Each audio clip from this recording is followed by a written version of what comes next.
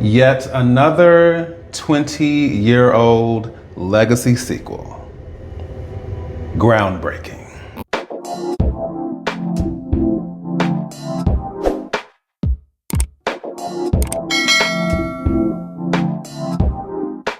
Hey everyone, this is the Movieman, fellow cinephile, popcorn addict, and emerging film critic, coming to you with reliable recaps, reviews, and reactions. And I'm coming to you all once again with my out-of-the-theater thoughts, this time for The Devil Wears Prada 2, directed by David Frankel and starring Meryl Streep, Anne Hathaway, Emily Blunt, Stanley Tucci, and many, many more. Story-wise, the film is centered once again around Andy Sachs, who finds herself drawn once more into the world of Runway and its editor-in-chief, Miranda Priestly, as the new media landscape threatens to derail both their legacies. I, of course, have to acknowledge that I am not doing this alone. People seem to possibly enjoy a couple of collaborations I've done in the past, and so I figured it's been a minute, why not jump back in with a certain person, cohort, if you will. Don't know if that's still changing or not, although we seem to be making some progress. But yes, we have none other than Cinematic Pain. Also known as the movie hoe. Why hoe? Damn! Huh? How a hoe? Now, normally that's not a phrase I would use, but I'm going off of the terminology you yourself. Very derogatory. No, this is the terminology. Highly offended.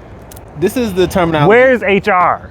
This is the terminology you basically suggested because you told me, and this isn't, we're discussing kind of friendship dynamics. You were saying like, there's a lot I'm not willing to do for people, but I'm pretty much willing to do anything for a movie.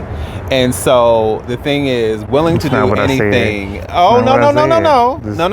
Completely out of context. When you don't have any boundaries when it comes to what you're willing to do for a movie, that suggests that there's an ethical violation there. It's not the implication I gave at all. You're willing to like, oh, hey, I'll do anything for, like if you've seen A Different World and Charmaine gets called Digit Hoe because she'll do anything for a math problem, then it's kind of like, oh, movie hoe. See, you know what I'm saying? Not something I use in my day-to-day vernacular, but I wanted to at least like. That wasn't the conversation at all. What I said was the levels of things I would do for a movie are far and above what I would do for a person. I say movies get the priority over humans, over people. Movies get the priority. I didn't say I would do anything for a movie. I just said I'll do more than I would for people.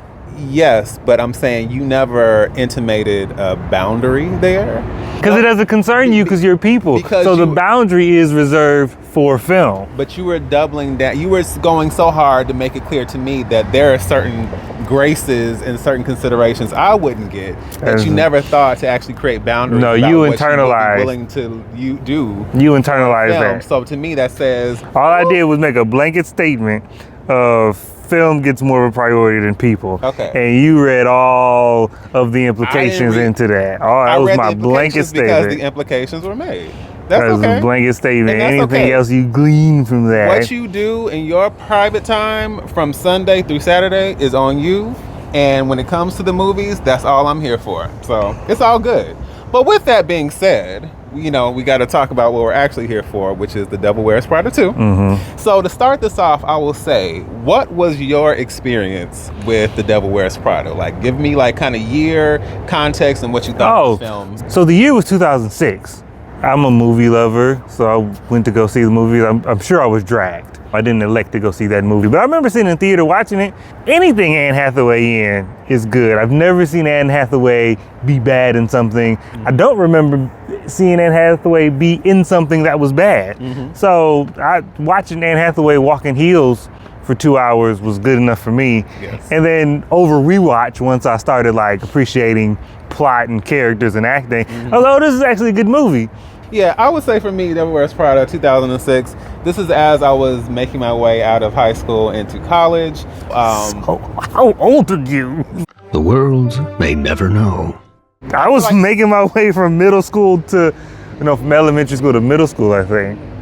I mean, if there's an age gap, there's an age gap. I don't know what to tell you. However, like I said, and this was like my first job. It was getting into college, growing as a young adult. It was like, I appreciate the parallels and all that. And then, the fashion, the acting, the Meryl Streep of it all. Like, all of it just came together in a perfectly wrapped gift for me. And it's one of those films, like I said, you rewatch, you come back to it, and it's always going to be a great time. It's one of the most quotable films, probably of my lifetime. Like, definitely of the 2000s, I think it's one of the most quotable films. Listen, I cannot tell you the amount of times I have called someone, like, because these people don't like to cover their mouths, I have referred to people as an incubus of viral plague. Listen, multiple times, because it's true. No, the amount of times I go to work and I'm like, by all means, move to Glacial Place. That thrills me. Yeah, that's a go-to. So, getting into pros, I will start off by saying, although I know callbacks and member berries can be dicey, I did think there was some really clever ones here. One of the first, at the very beginning, you see Andy walking past the street vendors and they're holding up the two belts, and you see her kind of smile and then keep walking. We already know how memorable that scene was, the first scene. And then at the very, very end, there was a nice little visual callback with a certain blue, item of clothing. You might recall. Could it have been Cerulean? Cerulean. It might have been Cerulean. So yeah, a lot of that I enjoyed, especially with the score. I just like so many of those themes came right back, and I was like, I feel like I'm right back there experiencing this in a way for the first time and just thinking of those things again. So that was like my first pro. Yeah, and like you said, what I liked about the member berries aspect of it was that it didn't beat you over the head. It wasn't like, let's stop the movie and look at this thing from the last movie. It was like, if you were watching this movie for the first time, or if you were watching this movie and didn't see the original, you weren't like, did I just miss something? It was just kind of there and the movie kept going. And I like that.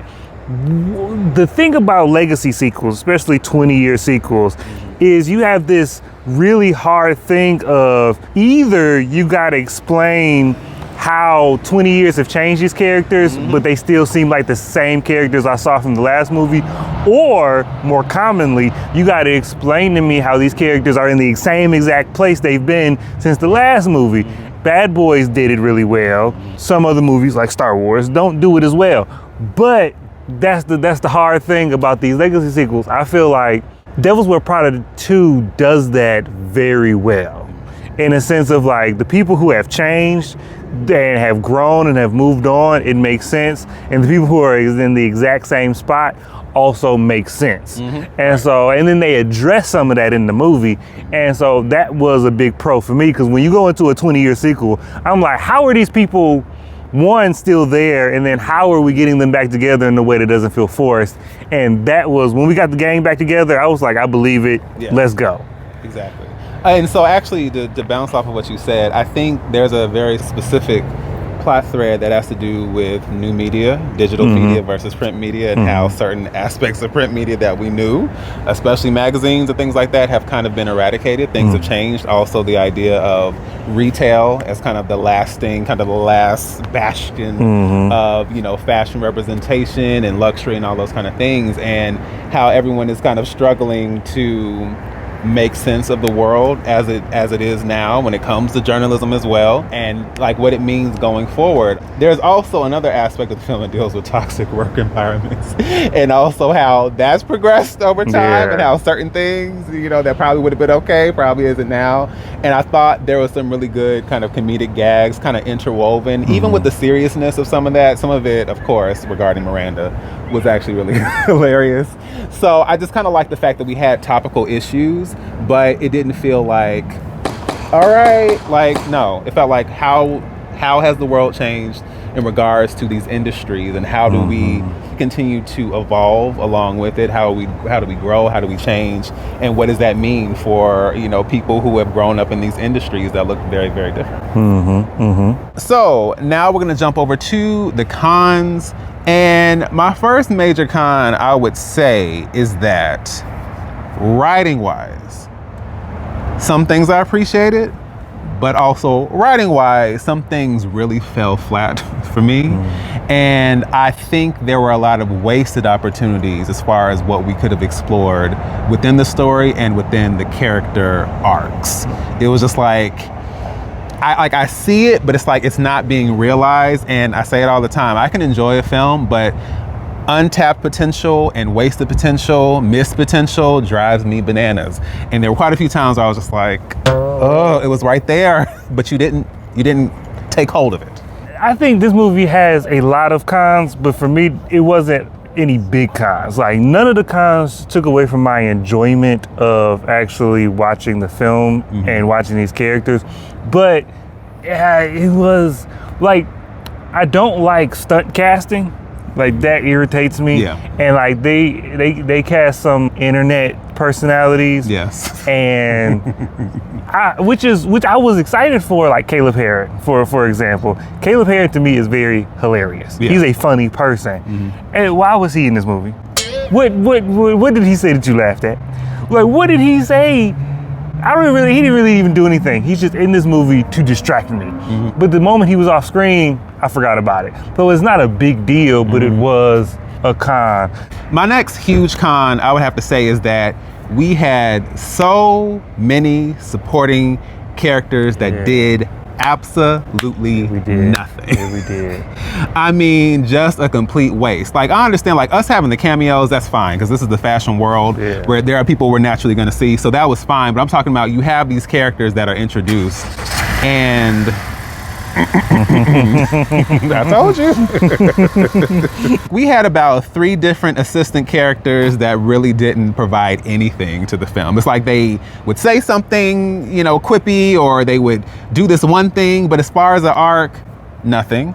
And I think my biggest issue with that had to be concerning Simone Ashley as Amari. Seeing her on screen, I was like captivated. Like the costuming, the styling for her, like all of that. I was just like, she has like a great screen presence and everything, but did they do anything with that character? Absolutely not. And then we had Justin Theroux, we had Lucy Liu, BJ Novak.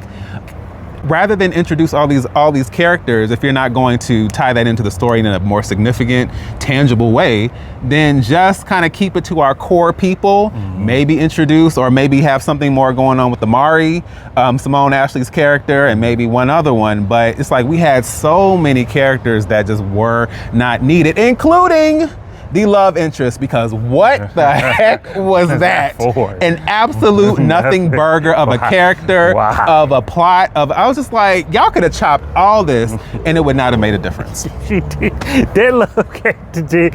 It was to pad the runtime, because the love interest character is, I agree, unnecessary to say the least. The Simone Ashley character is the only one out of the myriad of people that we got that I felt like should have gotten more depth.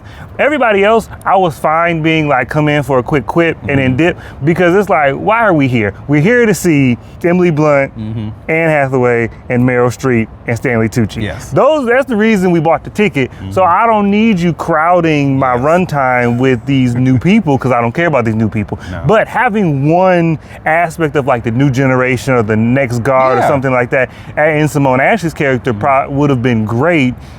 She had a great wardrobe. She looked fabulous, but that was the summation of what she had to do. Other than that, the love interest was crazy.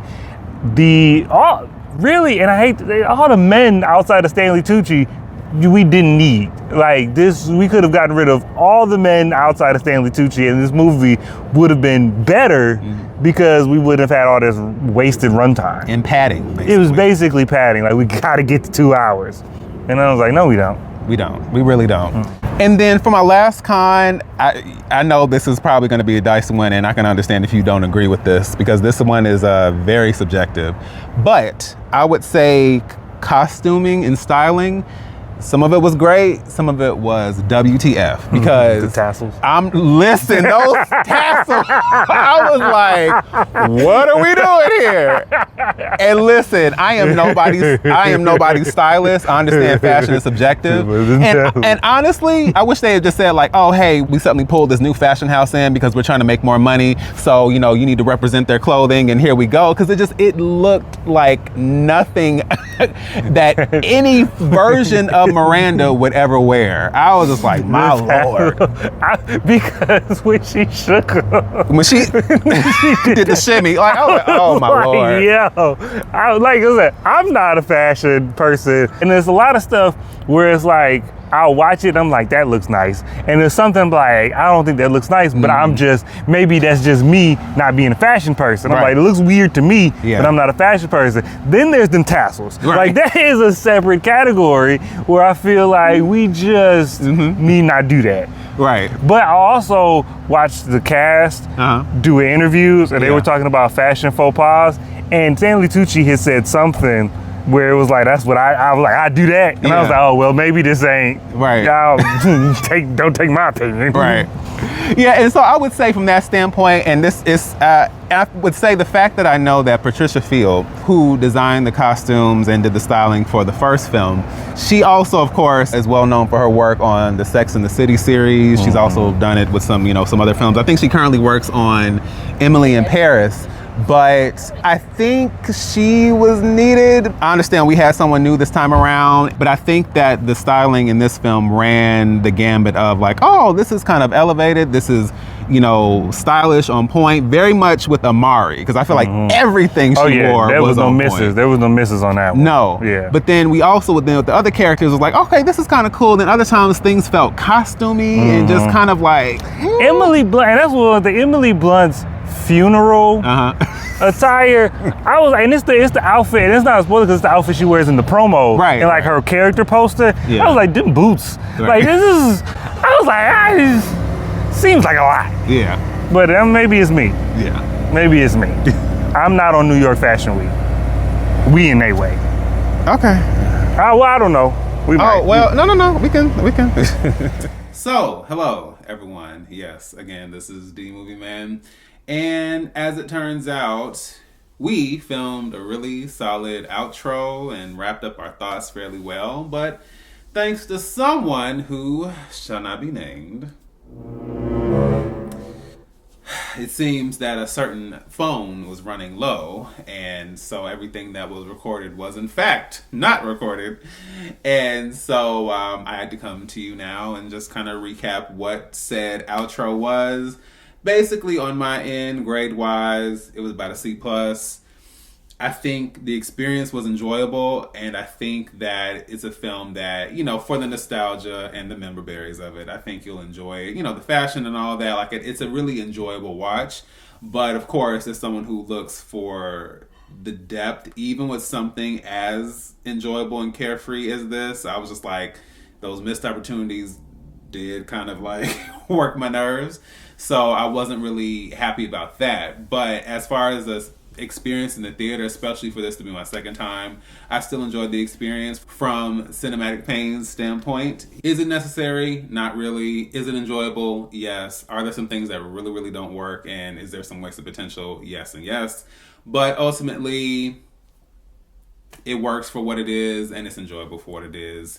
So, considering that The Devil Wears Prada 2 is now playing in theaters, you guys feel free to check it out, leave your thoughts below, and let me know what you think.